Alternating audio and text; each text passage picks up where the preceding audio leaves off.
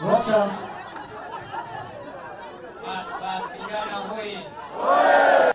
Vijana hoye. Comrades power. Comrades power. Hey, leo ni leo jameni. Hey. Hey. Ni tutam. Ni tutam. Tutam. Acha nione salamu ya tutam.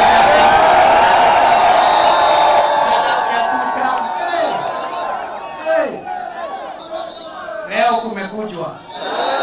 Fire si fire. Fire si fire. Noma si noma. Acha nione wale wanasema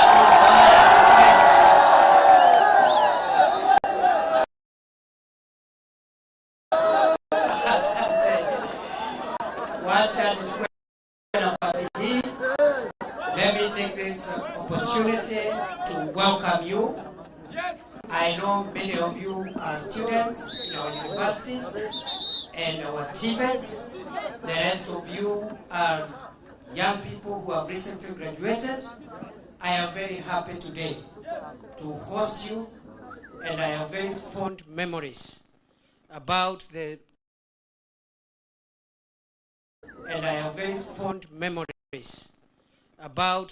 12 years of my life I spent as a university professor, mentoring, supporting, nurturing young people. And today it's a big recollection to meet comrades, students, young graduates who come from this county, not only to reconnect, but also to say a few things about the agenda that we need to all get engaged in to make sure that we make our country better, we strengthen the economy of Kenya, we expand the business and job opportunities so that the youth of Kenya can find a better country than the one we found. Comrades power. Comrades power. Noma si noma. Fire si fire. So today I am here to welcome you, and because you are students mainly who come from this county, I want you to know that you are at home. This is your home. And you are welcome. You are welcome whether I'm in or not, so long as you tell us. We can even allow you to come here and have your own meeting and just celebrate and leave. Kwa sababu hapa ni kwenu nyumbani jameni. Si ni kweli? Si nyinyi mko na bahati deputy president ni jirani yangu. You must take advantage. You must take advantage that one of your neighbors is the deputy president. So this place is available. Even when I'm not here, you can come and do meetings here and leave. You just come, you eat, you talk, you celebrate, and then you leave at your pleasure. Ni tutam. Comrades muko kwa tutam. Ni tutam. Ya ukweli. Sio kudanganya. Ni tutam. Wacha nione wale wanasema ni tutam. Allow me to just say a few things so that 2 or 3 of Meshiba. Asante sana. Mambo bado. Ama namna gani jameni? Mambo bado. Si tumesema mko nyumbani? Kwa hivyo mambo bado. Allow me to say 2 or 3 things so that 1 or 2 of you can also say something We don't want to take a lot of time so that we make maximum use of today. The first thing I want to say is the hope of the nation, the hope of Kenya, the hope of any country is in the strength, focus, energy, and talent of its youth.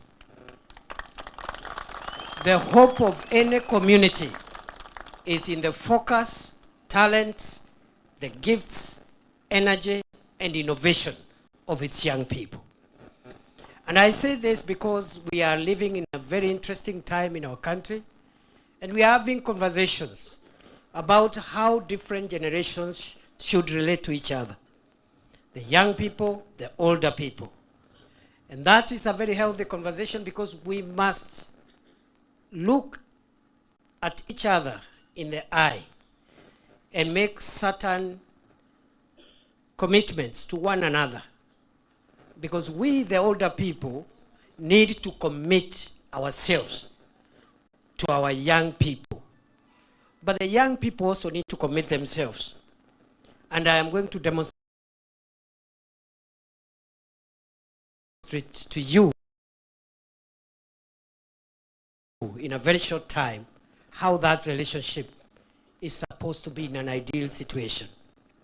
Number one, young people are strong. They are stronger than the older people, even physically. Younger people are more educated and more exposed than the older people, isn't it? Younger people, because you have better exposure to technology and to modern science more than us, I expect that your generation should be more knowledgeable, more exposed, and more innovative than my generation. The same way, my generation did better than the generation of my parents. So, good people, I want to put it to you that we hold you in high esteem. We, the older people, we, the older generation in this country, hold you in high esteem as young people. You are the pride of our nation and the pride of our community. You have longer time. God willing, you will live longer than those of us who are older. That is how God has ordered things.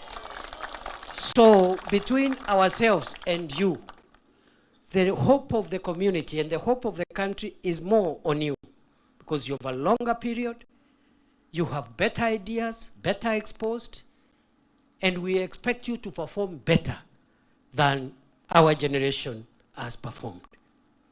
That is where we place you. And that is not a small responsibility on your part. That place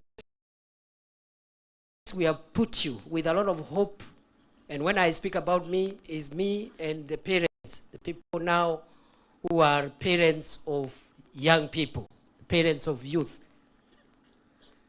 That place we have put you, the hope we have put in you, carries heavy responsibility on your part. You cannot afford to play with that trust and that responsibility. But before I come to the responsibility that you owe the community, that you owe your parents, that you owe your children and those who will come after you, before I go there, let me tell you what we owe you as the older generation. Our responsibility to you. We have our responsibility first. Whenever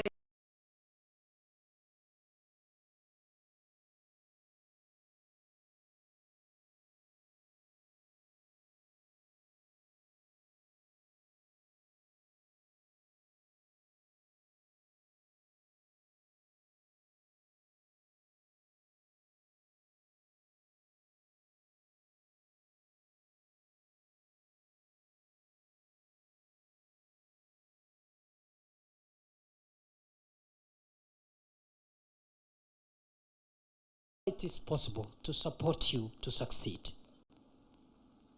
We have a responsibility as the older generation to support you so that you can have a good education. And when you finish your education, you can have an opportunity to earn a living and be a productive member of the society. You cannot do that to yourself. It is the older people who are in charge of various decision-making and policy-making positions now to make sure that we make the right policies, we make the right decisions that help you have a good education. And when you finish your education journey, you can have an income or employment generating opportunity. We owe you a better country. We owe you the responsibility of managing the resources available in our country so that our country's economy continue expanding, so that we don't shrink the economy and leave behind an economy that cannot support jobs and income opportunities for young people. And therefore, when you are speaking to us, when young people are making suggestions of how they would want us, especially those in positions of responsibility, to behave, when you talk to us to make sure that the resources of the country are managed sustainably so that we can pass a better country to you, we hear you, we understand you, and you are absolutely right. You are squarely right. You need to continue demanding a better country, better governance. You need to continue insisting on the need of public officials not to use their offices to steal resources that could be used or that are supposed to be used for purposes of delivery of public services, including education, health, roads, and the other things that we need to grow our economy. Comrades, power. Comrades, power. So when young people insist on a better country, I want to say on behalf of government, we hear you and we understand. And we not only understand you, we agree with you that we need to make our country better.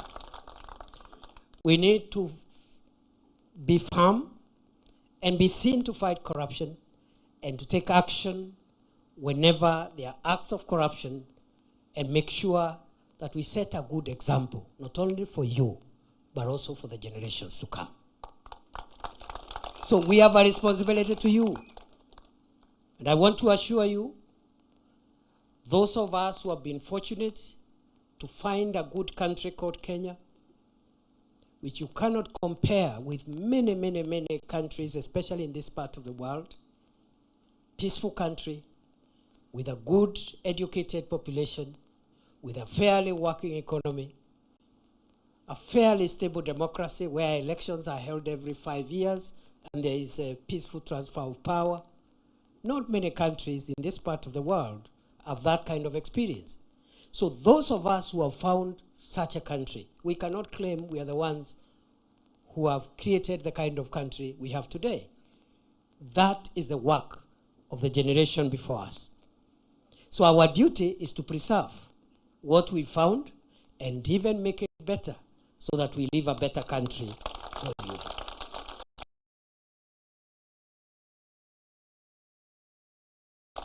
Ni kweli si kweli jameni? Ni kweli si kweli? So every day when we wake up, we are asking ourselves, what is it that we can do today to make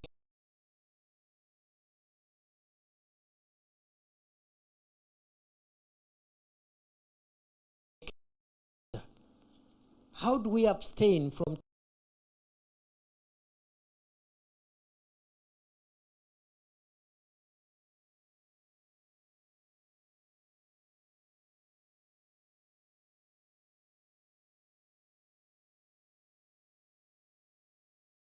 taking part in things that could destroy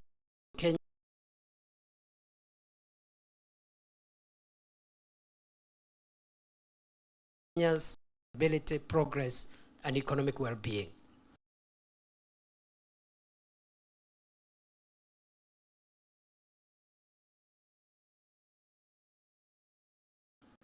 And therefore, that is our responsibility to you. But you also have a responsibility. Your responsibility, good people, great sons and daughters of Kenya, is to make sure that the hope that the older generation have put on you as a younger person, more energetic, more educated, more exposed, more innovative, you use that trust and privilege well and conduct yourself like someone who is focused and someone who is conscious that the future of the nation and of the community depends on you. I therefore urge you to abstain from practices that could injure your education journey. I urge you to try and restrain yourself from making it impossible for you to be the kind of productive member of society we want you to become now and in the future.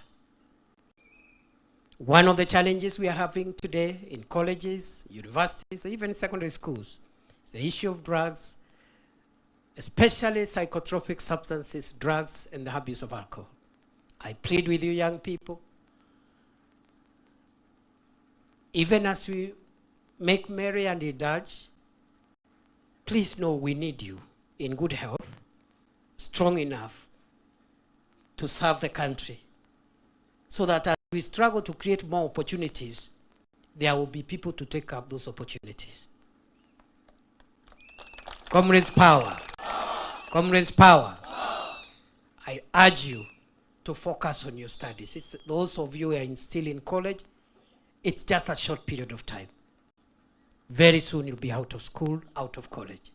So just persevere, just be disciplined and focused. In a little while, you will have a little more freedom to do some of the things that you have postponed. And therefore, that is your responsibility to us. The second and last responsibility you have to the country and to the community is the responsibility to protect the community and the country. And I dare say you have a greater stake in a stable Kenya than the older people have. You are the people with the greater interest and greater stake in a peaceful, stable, prosperous, economically inclusive Kenya than older people. This is the reason. I have said, naturally, the way God has ordered things, the younger person lives longer than the older person. Isn't it? So you have a longer time on earth than some of the people who want to destroy Kenya, and they are already 70 years old. Right? They are already 70 years old. There are very few years left. And then you destroy Kenya and you cause civil war and leave a country like some of our neighboring countries where there is civil war, the entire state has collapsed, there is no law and order, and young people, instead of being in colleges and schools, are busy fighting in the bush and killing each other. And therefore, I want you to know that you young people, you must insist on how we run the country, the parameters and principles upon which we run the country. You must be more focused and more serious than the older people. Because as we have a shorter time on earth. The other thing is this. Some of the people who want to destabilize Kenya have the means, if the country broke into pieces, to run away and have life elsewhere. Isn't it? They have a way of evacuating their children and families and leaving millions of Kenyans who cannot have that privilege. So because they have already had work, they have already had businesses, they have already made money, which young people are yet to make, because they are still in college and others have just finished college. You must insist, therefore, I urge you, I plead with you, you must insist that yes, we must question government. We must ask questions. We must demand accountability. We must demand that corrupt people action be taken. We must ask for law and order in a manner that does not injure the rights and liberties of people who are unarmed and people who are not violent. But as we do those things, as we ask questions, as we demand for answers, as we protest, as we demonstrate, as we picket, as we use all avenues to ask questions, especially to those in power and those in authority, we must not use that chance to burn down the country. Because if you burn the country, then there will be no country even to take care of everybody, including yourself. I say this with a lot of emotion because I have seen the last few weeks a few incidents, maybe not here in Tharaka Nithi, but in many parts of Kenya, including neighboring counties here in Meru, in Embu. And I have seen an otherwise important conversation about people asking questions about governance and the fight against corruption has been misused to destroy peace and stability, to loot property of passengers who are just innocent and they have nothing to do with government. They are just on transit from one point to another. And the people doing those muggings and robberies, they are saying it is because they don't like the government. But the person you're stealing from is not the president, is not the deputy president, is not a cabinet minister, is not a member of parliament. What is the connection between this innocent traveler and the things you want government to do? I have seen, with a lot of concern, destruction of investments and property. I know people, even in this region, who are self-made business people. They have little education, but they have worked so hard. They have invested, they have some businesses. But they are older people. They are almost now going to exit the stage. All of a sudden, in old age, after working so hard, after employing 50, 40, 30 young people in their businesses, if it's a supermarket or a mall, somebody comes with petrol, torches down the entire 4 floors, 5 floors of a building, of a businessman who is not the president, deputy president, is not an MP, is not a governor, is not part of the government. So young people must insist on the rules of engagement. That if we have questions, we will ask questions peacefully. And if you don't like a politician, the Constitution has modalities of dealing, of how citizens can deal with politicians who have not lived up to the expectations of the public. Isn't it? Yes. The election will come. Yes. Is it very far away? No. Yes, you just wait. If you don't like your MP, if you don't like your MCA, if you don't like the other person, you just vote and bring in the person you want. Comrades, power. Comrades, power. We do not want an excuse that because you disagree with someone in office, with someone in government, you take charge and you take advantage and use that to harass innocent business people, investors, people who have even employed some of the young people, because government cannot employ everyone. Isn't it? No country in the world is able to employ all the young people in the public service. Many of the job opportunities are created in the private sector. Through good policies by government, you enable the private sector to thrive, so that if a business was employing 2 people, certain policies of government enable it to employ 5 people or 10 people going forward. isn't it? Many, 90% of jobs are in the private sector and in business. Because not everybody wants to be employed.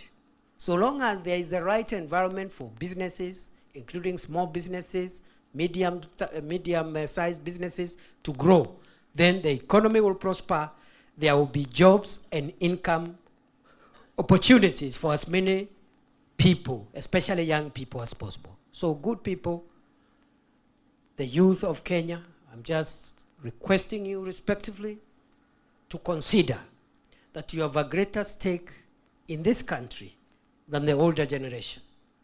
And therefore, you must insist on two things. One, those you have entrusted with responsibility must be accountable to you. They make no mistake.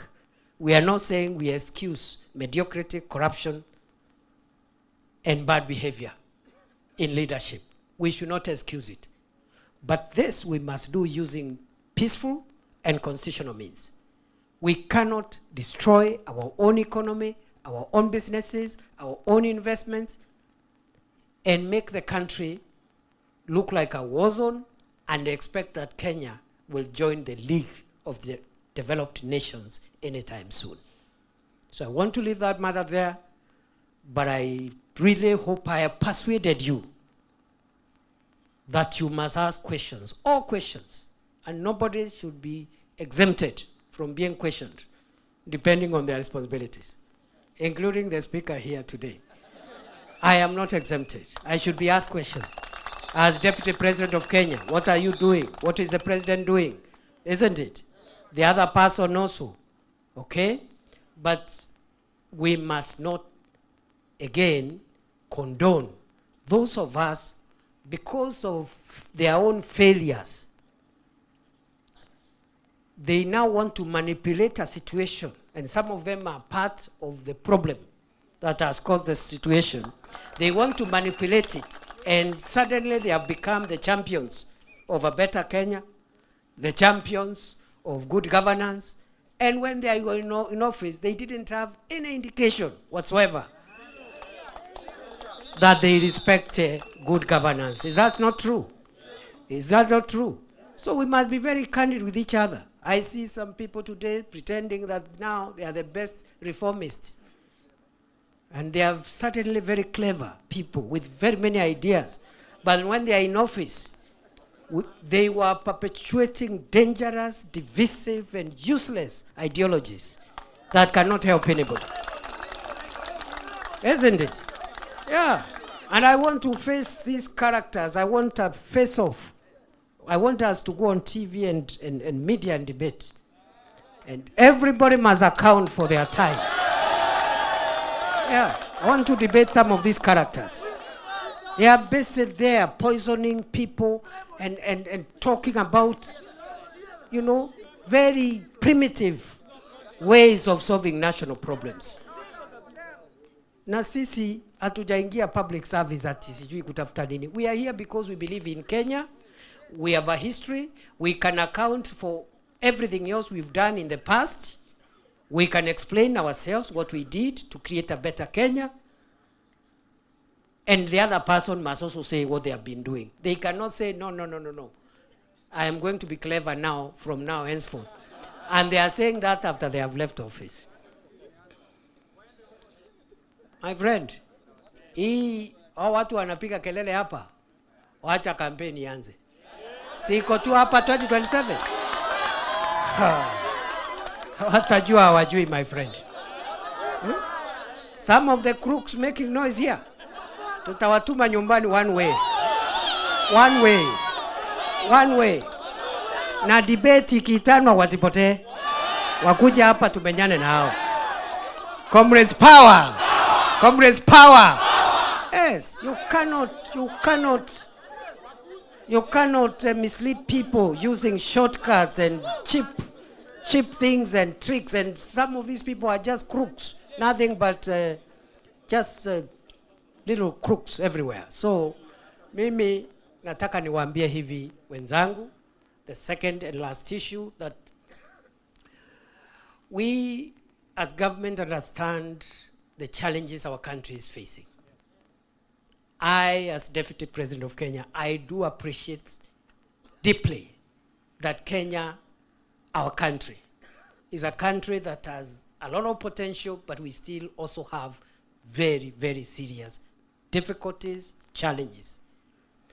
However, because we have a good population, we have a fairly good and educated population, innovative people, and a fairly good economy compared to other economies, especially in the neighboring region, Kenya has a good future. I believe Kenya has a good future.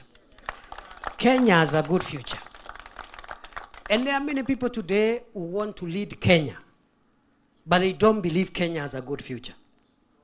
How do you want to lead a country which you believe has no future and is doomed? It's a contradiction, isn't it? We must believe in our country, good people. And make no mistake, believing in your country doesn't mean you must support the people in office, in leadership. Those are two different things. People in office, members of the county assembly, MPs, presidents, governors, everybody, those are functionaries, those are officials of state. They come and go. They come and go. But the country is perpetual, is permanent. So you must believe in the country. Even if you have issues with the people who might be in leadership in one corner or the other corner. Because it's temporary. There are ways in which we deal with people who don't perform. When that time comes, the citizens exercise their responsibility. And there is no big issue around that. Those who win, they become our leaders. Those who lose, they wait. They will become leaders another time. Isn't it? It's as simple as that. But you cannot use the challenges the country is facing to bring violence, to destroy people's investments. As we are looking for more jobs for young people, the businesses that are giving jobs, they are being burnt by the same young people that are jobless. What a contradiction. Si watu ni washenzi. Si wako na ushenzi. So don't allow educated people like you, let the leader persuade you. If a leader doesn't have good policies on roads, on making Kenya have universal electricity connection, good or a better health system, good or better education system, if someone doesn't have good ideas or better ideas than the other one, huyo mtu asikuja kupotezea wakati hapa na mambo ya ujinga, na mambo ya bure hapa na kukuzubaisha. You are an educated person. Yeah, na mimi I'm waiting for those characters. I am waiting for them. I am waiting for them. Wacha kampeni anze. Mimi nawangojea. Na wengine wanaongea tu mambo ya bure hapo na maringo mingi, unaongea na kiburi. Na hakuna kitu anajua. Ajui chochote. Ukimuuliza how do you transform the economy from lower middle income country where Kenya is now to upper middle income country in the next 20 years, anasema ngojeeni kwanza. Yes, yeah. And now, so it's not going to be easy. It's going to be very difficult. So I know, for example, good people, our education system has a number of challenges, right from primary, secondary education, tertiary education, and university education. You saw President Ruto, the first thing he did was to establish a task force on education reforms, the first item in 2022. I know we are struggling with the recommendations, some of which are working well, others are not working so well. We are trying to fine-tune them. But I want to assure you, we are committed to reform our education system so that it becomes more responsive in the times we are living in and create better workforce for Kenya and even to export to other countries because the world now is globalized. So we are trying. We are not saying we are perfect, but we are doing our best. We are doing our best to make sure that we reform, fine-tune, improve, and make sure our education system works better.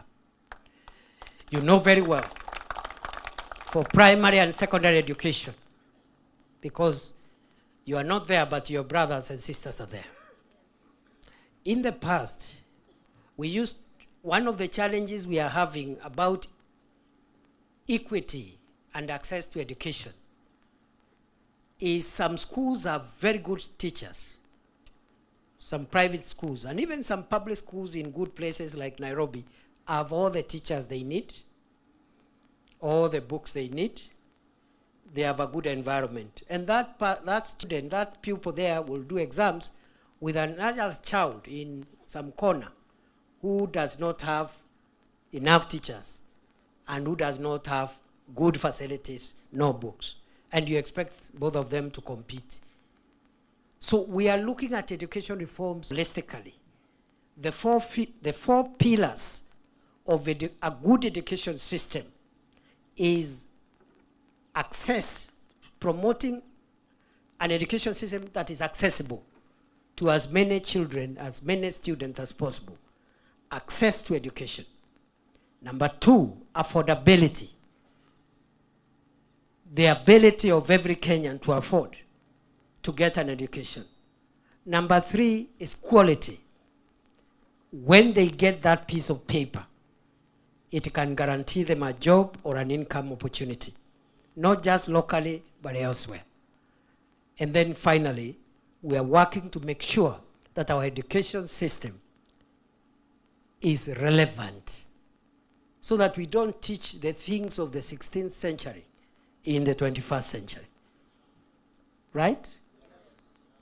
So those are the parameters that are guiding our education reforms journey: access, affordability, quality, and relevance. In between those four pillars, there are so many things that we are trying to do, and we are doing. Previously, we used, as a country, to employ secondary and primary school teachers 4,000 to 5,000 per year. When President Ruto assumed office, we established, again through the support of experts and professionals in that field of education, that if we go by that pace, we will never have enough teachers so that every primary and secondary school can have enough teachers. It will not happen. And if some schools don't have enough teachers, that affects quality and relevance of the education system, isn't it? So we used to employ 4,000, 5,000 teachers a year. You're learned people. You can go and find out how many teachers were employed by government in 2023, no, not 2023, 2021, 2020, 2019, all the way. And I put it to you, no other administration has employed as many teachers in primary and secondary school than the administration of William Ruto in 3 years. Why? Because where we were employing 4,000, 5,000 teachers a year, when President Ruto took over this government, we started employing teachers in large scale. In the last 2.7 years, or 2.8 years, we have employed 76,000. In December, we'll employ another 24,000. Remember, in the past, 5,000, 4,000. In 2 years and something, almost 3 years, 76,000. And by December, by the time we are in 3 years, this government will have employed 100,000 teachers for primary school and secondary school. Another statistics, because I'm dealing with knowledgeable people. Another statistics which you can verify is between 1963 and 2022, or 2021, the number of teachers employed in secondary and primary schools were slightly over 300,000. I repeat, between 1963 and 2021, the total number of teachers in the whole country was slightly over 300,000 teachers, primary and secondary school. The William Ruto administration in 3 years will have employed 100,000 teachers, 30% of all the teachers employed since independence up to 2021. So when we are talking about 2 terms, those are the figures. And we are not talking about, I mean, you can know how many teachers have been employed in the last 2 years, 3 years, isn't it? So when we say 2 terms, we are saying 2 terms, and after 2 terms, no teacher who has qualified will be jobless. Every person with a qualification as a teacher will have a job. Isn't it? So we have so many graduates in education. Today they are jobless, they are idle, they can't feed their families. Some have been at home for 10, 12 years. They are almost entering retirement. They don't have a job. So that is a great challenge which is affecting us, and it's also affecting the quality of our education system. So I am told there are some teachers in our midst here. Yeah? So the things I'm saying, I'm not cooking them. For those of you who are not teachers, they can verify for you. Kuna teachers hapa wa GSS na senior school. So good people, there are many things we are doing there. Maybe we don't shout about them every day. In the last 3 years, we have built as a government 23,000 classrooms across Kenya. 7,000 of them through CDF, 23,000 of them through the Ministry of Education. And I want to assure you, we will go out of our way to make sure that every school has good modern classrooms in Kenya. And that journey we are traveling, we are on course, we will reach there. That's how you modernize a country. You don't modernize a country through tribalism and nonsense. You modernize a country by making sure the education system is of high quality and is relevant, and many children have access to it, and other interventions. I don't have time to speak about everything, but those are some of the interventions in the tertiary education. You know, I'll just speak of 3 things in 2 minutes. In the tertiary level, the technical institutes and polytechnics and so forth, we found that there was a problem in Kenya because in 2022, there are 297,000 students in the technical training institutes, in the tertiary institutions, 297,000. But the university students were about 1 million. In many countries, the number of students in the tertiary middle level colleges are supposed to be more than those in the university. The same way in the university, the undergraduates are more than the master's students, and the master's students are more than the PhDs. That's how you create a good, well-structured educational system. So we found out there are many people who stop school, but they don't go to university, they don't go to technical institutes.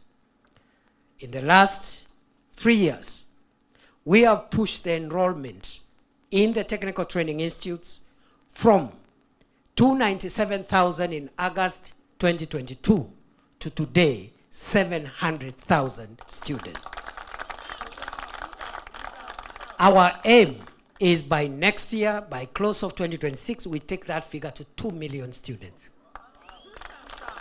How are we doing it? You know, as I said again, it is not abracadabra. It is not the abracadabra people are shouting there, I don't know, one term, I don't know, Kasongo. But you know that's not a policy.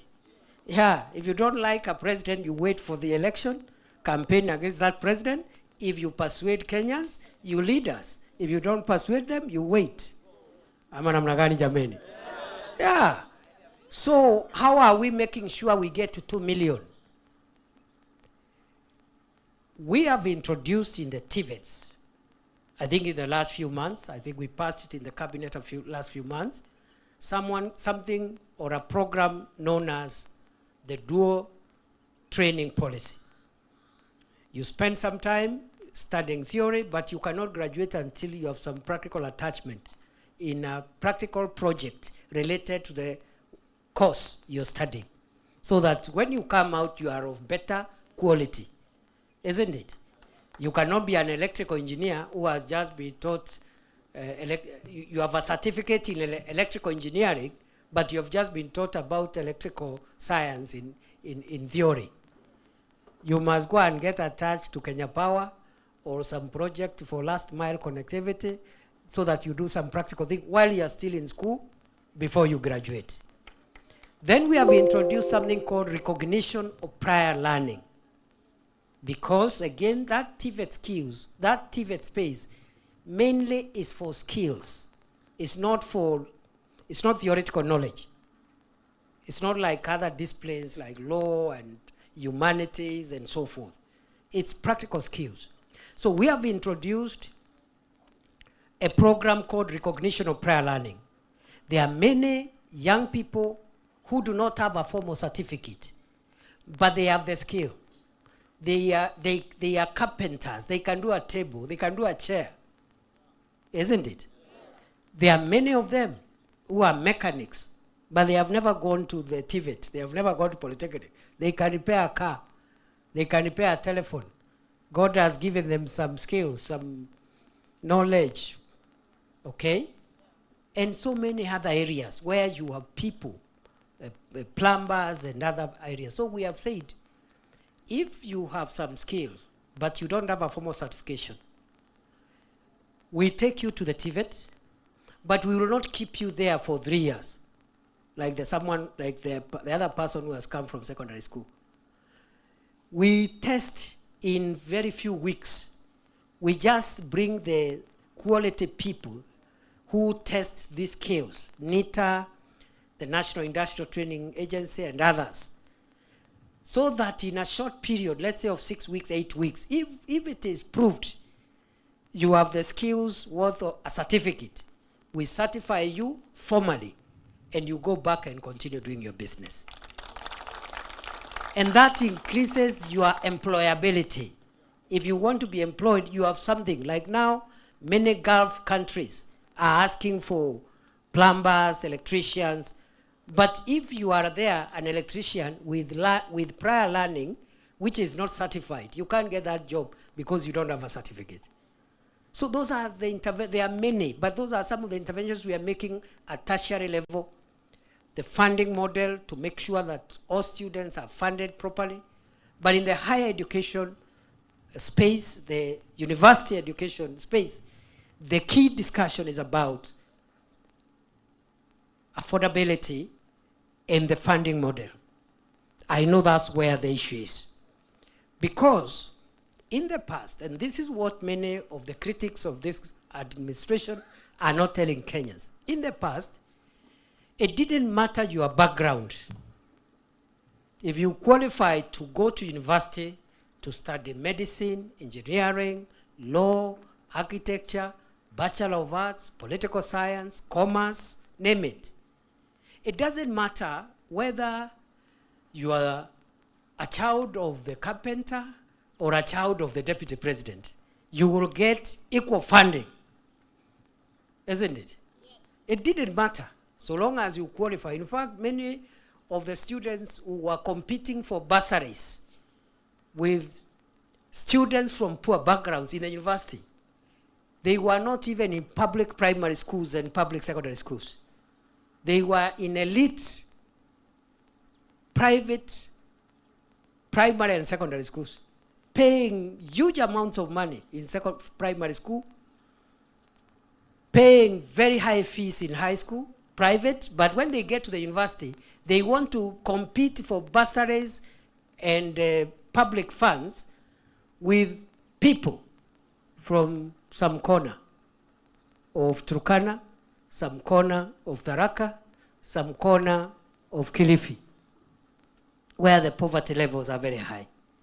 And we have said that is not wrong. That is not right. You can't create an inclusive education system like that. What we do, if I can pay as deputy president, I can pay for my child in the university.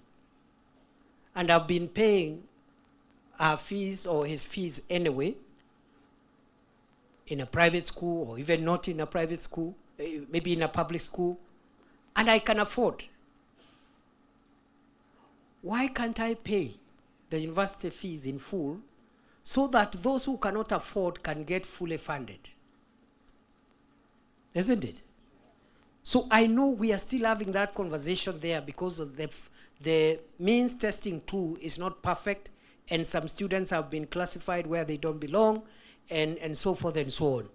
But the whole idea is to make sure that those who can afford can pay, but those who cannot afford, the public should pay.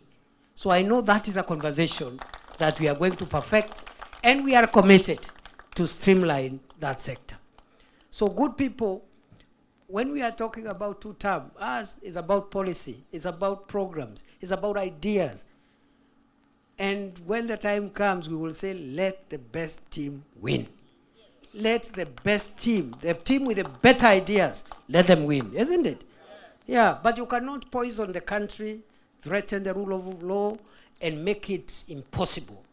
And therefore, as you continue helping us to build a better country, to perfect our governance, to make sure we are more accountable to you, to make sure we also restrain excesses by those who are in power, including our security forces, we must do it peacefully and within the Constitution. And any other person preaching violence, preaching destruction, that person is an enemy of Kenya. Isn't it? Comrades, power. Comrades, power. About jobs, we have about 4 or 5 programs for job creation.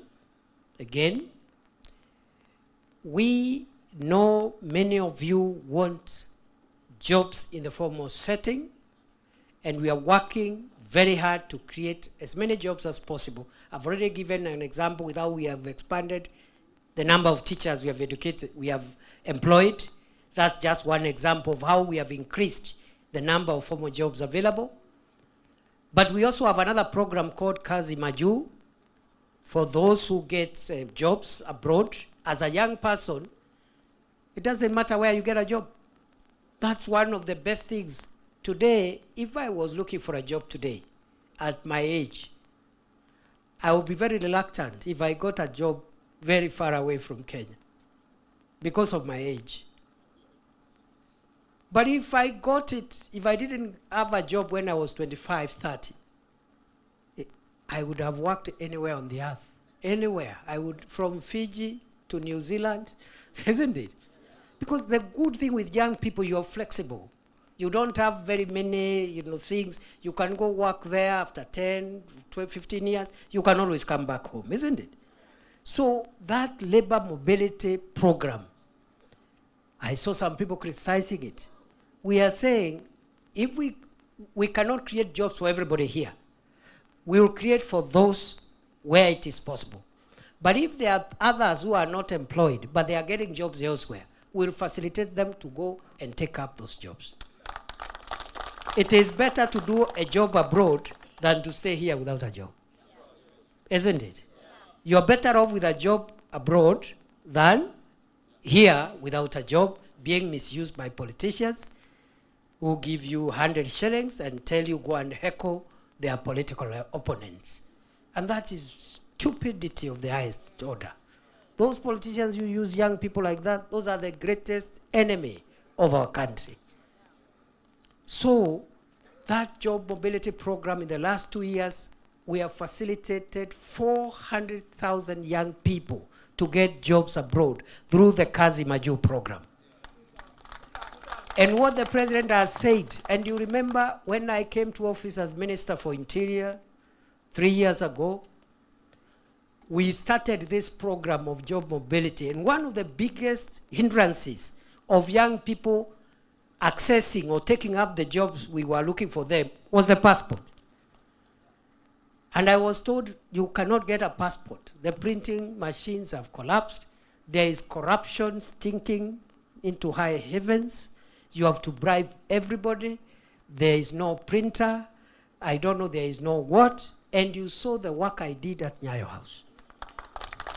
Every day, I used to go there at 4 a.m. because those queues at Nyayo House used to start at 4 a.m. Today, 3 days, 7 days max, you have your passport. And we have said, if you get a job abroad and it is urgent, you'll get your passport within 24 hours. Ile kelele mingi ya passport munaisikianga siku hizi? Alafu mtu anauliza huyu DP alifanya nini huko nyuma? Siambiwe kulikuwa na shida ya passport. Siambiwe kulikuwa na shida ya bandits. Siambiwe kulikuwa na shida ya terrorism huko Lamu. Ama namna gani jameni? Ama namna gani? Na wale wengine wakati walikuwa kwa viti walifanya nini? Mimi niko hapa leo nikikwambia what we are doing with the president on various sectors. And I don't have time to talk about health, about roads, about power. There are the people who are talking because all of them have been in office. Sio ati wametoka mbinguni, wamekuwa na kazi hapa Kenya tu. What did they bring around this place? Uliwaona hata area hii? So that passport efficiency, that efficiency of the passport system gives me a lot of pride. When I know today no young people will lack a job abroad because of delays in getting a passport. It gives me a lot of pride. Now the president has directed the youth fund to support all young people who get jobs abroad under the Kazi Maju program, but they don't have money to pay for the passport, they don't have money to pay for medical exam, or they don't have money to pay for the air ticket. They should get a soft loan from youth fund. They go take the job. They will pay the youth fund slowly, pole, as they take up the job. But we have other young people who are not as lucky as you are. They don't have a university degree. They don't have a college diploma. But they have hands that God gave them. Isn't it? That's why we have said again from 1st of August, we return the Kazi Mtaani Climate Works Program that is going to employ over 200,000 young people to get a living every day by using their hands to plant trees, to clean cities, to protect the environment. Then they get their 500 shillings, and at the end of the week, they get their 4,000 or 3,500. They take care of their families. Some people are making mockery. They don't know 3,500 per week to a young person who has no job is a lot of money. It's a lot of money. But because somebody there is not thinking, is just thinking about themselves and their children, they don't know there are many families today. If a young people can get 3,500 a week, hao wameomoka. Si kweli? Si ni kweli? So hiyo climate works tumeanza kule Nairobi. They have the young people are wonderful. Nairobi River has started flowing again. And you know, I'm the one who removed the people who are living in the river there. Again, there are people who are being incited to go and build shanties and funny places and live at the riverside. And I remember during the floods of 2023, we lost so many people, including families, when Nairobi River was swollen and people had built manyumba ya makaratasi on the riverside. They were carried away by the floods. Whole families, man, wife, and children. And I remember that time I was Minister of Interior. I went there and said 24 hours. Anybody 30 meters to the river must leave. Watu wengine hapa washenzi wakaanza kusema ho sijui anafukuza watu wetu kwa mto. Kwani kuna kabila inaishi kwa mto? Is there a tribe that lives at the river? No. See, those are Kenyans. Those are Kenyans. There is no tribe that lives at the river. Those are Kenyans. So what we did, we gave them a small grant for 3 months because those structures were not even their own. They were renting them from some slum landlords. So we gave them 3 months relocation grant, cleared those structures, and then we said all those who were affected by that policy move, the affordable and social housing we are building in Mukuru, in Kibera, they be given the first priority so that they can have a decent home. So in the process of bold and courageous policy, we have been able to reduce the slums in Nairobi. Someone who was living on the riverside in a carton house has now access to a small studio in Mukuru, in Kibera, with electricity, with cooking gas, with internet. Ni two-term, si two-term. Ni two-term, si two-term. But if we had listened to these naysayers, we would not have done that measure. Simulituona kwa muto pale. Paka nikaita rais hapo, nikamwambia watu rais watoke. 24 hours watoke kwa muto. Wasipotoka tutawatoa. But they were very cooperative walitoka. And today I'm a very proud person, a very proud Kenya, when I see some of those families now have started benefiting from the social housing programs so that we reduce slums and transform our country as we move towards modernity. Some of these, our competitors here, who talk about Malaysia, Singapore, I don't know how we were together in 1963 and now they are far. They don't know this policy measures that Singapore, Malaysia, South Korea took in 1963. They are the ones we are taking today. So our problem, we were late. We were late.